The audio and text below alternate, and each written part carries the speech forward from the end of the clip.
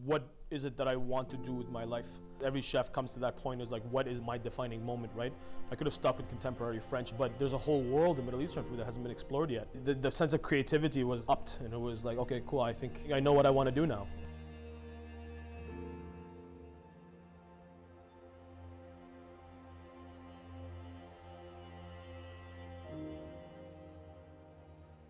Food is a huge part of the Middle Eastern culture, and having all the family together. And I still remember, like, on Fridays we would all gather at my grandma's house and we would all have dinner together, and it was a really big table, just a plethora of different types of food, different styles, different quantities. I remember some of my fondest memories was seeing the production value of that Friday dinner, and like the different fruit that we had and the different vegetables that we had, and then you saw the final product and it was just a spread of food across the table. I've always remembered that. Never forgot that ever.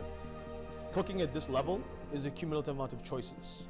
We were opening something very different. There was no benchmark in Ottawa for what we were about to do in terms of Middle Eastern food.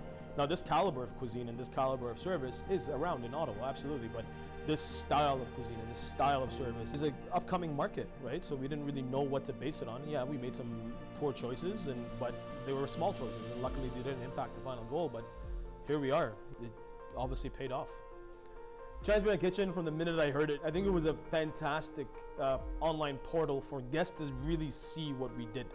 And again, it's breaking down that barrier where you can see text menus everywhere, right? And it doesn't really tell you the element of creation and expression from the chef or from the kitchen team or from the bar team and their amazing mixology. It doesn't tell you anything. But Transparent Kitchen does the complete opposite. It allows people to see that firsthand. It breaks down that barrier between guests and PDF menus, where you're sitting there and you're looking at this menu, oh, that sounds good, but now you can see it.